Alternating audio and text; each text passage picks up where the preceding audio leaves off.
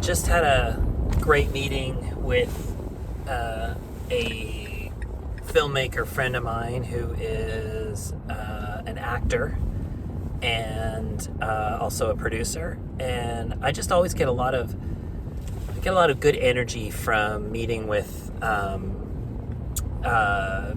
creative people and just discussing ideas and seeing where people are at and what people are interested in doing and how they're approaching it and so on. So in some other discussions online with other creatives and producers and filmmakers, just trying to take a look at, we went through this strike year last year, and the industry was, we said when the strike was over, the industry's going to boom, it's going to come back, and there's going to be such a hunger for new content. I don't know how other people are doing, but in my estimation, that has definitely not been the story of 2024 in the last little bit. And it gets me thinking, and it's, again, coming from another conversation I was having with another filmmaker about the streaming networks and so on. It just feels like everybody's cutting back and looking to make less quantity items, maybe more quality items, which maybe that's a good thing. Maybe that's a good direction for us to be going with making films. It makes me think also that that while that we're due for sort of this disruption correction to the business, but there might be like an interim part that can preserve the idea of cinema and the idea of storytelling that has not been fully explored. I know we've danced around it, but it hasn't been fully explored yet. So the old way of making a movie, or the traditional way of making a movie, is you have an idea, you create a script for the idea, then you raise financing for the movie, and then you cast it and so on, and then you go and you film it, and then you bring it to festivals, or you develop your marketing distribution plan, and you distribute and you exhibit it. Circle of life. The bottleneck is in the investor side of things, or in the financing side of things, because the financing side is often very dependent on the distribution side. So parts 2 and 4 are the same, are essentially related to each other.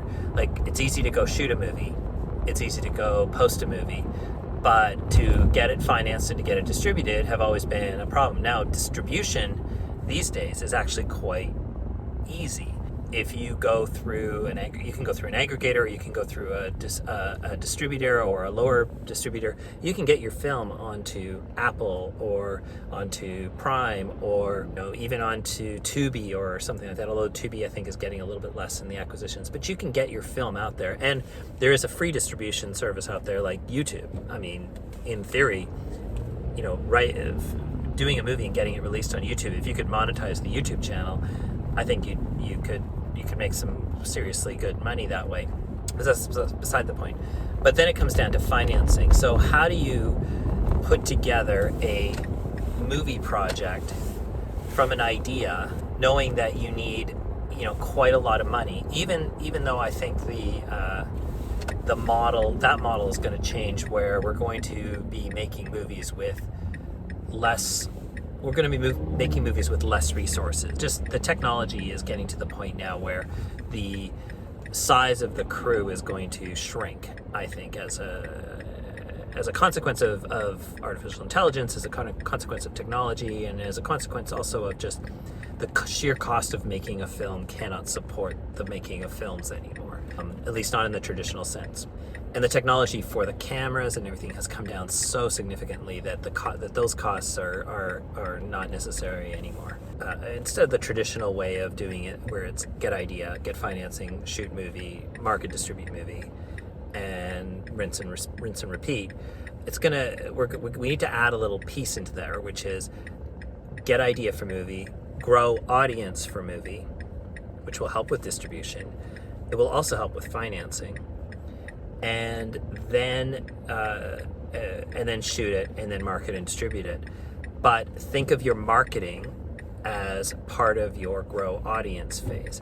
Now, when I pitched this idea to some more traditional film people, they said, well, to really move the needle on any of this, you'd have to have 1 million followers or social media, 1 million followers or likes or subscribers or something in order to really make an impact with a distributor. Like, they're not gonna see your 1,000 followers on Instagram and think, ooh, this person has an audience. And I agree if you think about it that way, but what if you think about it not as each subscriber or follower is a potential audience member, but each follower or subscriber is another ambassador for your film? What would that look like?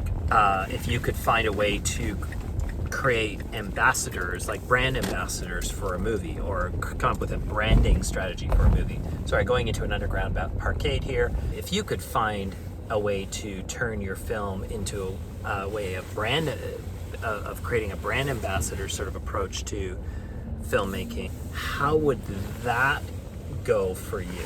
I'll continue this now that I've parked and I'm a little bit safer. So what if you created a situation where you, instead of focusing on trying to get that 1 million subscribers so that you can crowdfund off of that, what if you were able to recruit ambassadors? Those could be your cast members, but they could also just be people who are in the niche of the kind of movie that you're making. So if you're making a spy film, or if you're making a science fiction film, there's science fiction community, or if there's a subject matter that you could of communities that you can get involved in. Without being self-promotional, these are people who are the ready-made audience for your movie. So you don't need them to necessarily be following you. You just need to know that they exist out there.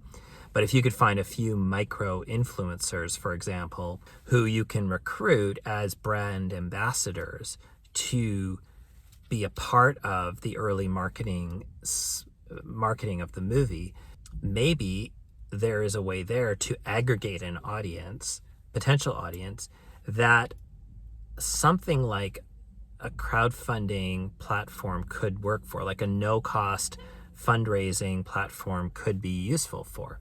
And I'm just throwing ideas out there. So again, taking that traditional film model, have idea, find investors, find money, make movie, distribute to audience, hopefully make some money.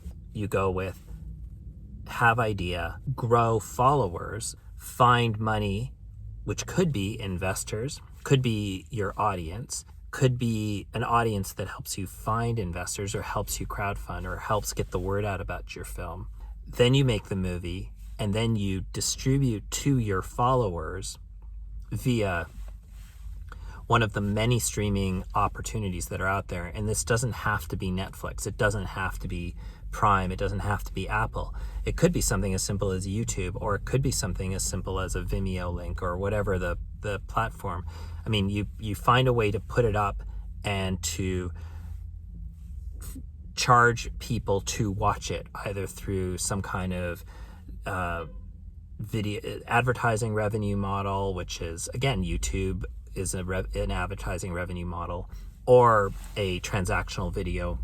You have the potential to earn a lot more money that way, because you get to keep more of it. You get to put more of it back into your pocket. So, when you release the film, you're releasing it via these communities that you are engaged with already on social media. Now, again, what you do need is you need that money up front, and that's the part that we need to figure out. Is we need to figure out, how do we have the cash flow to make the project work using some kind of crowdfunding Kickstarter model. So that's what I'm bouncing around in my brain right now.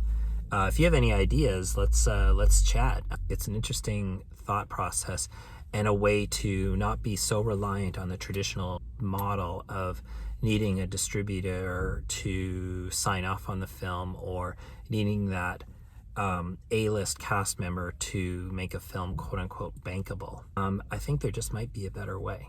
Anyway, that's Wednesday. We'll chat with you more on Saturday. Hopefully I won't be driving.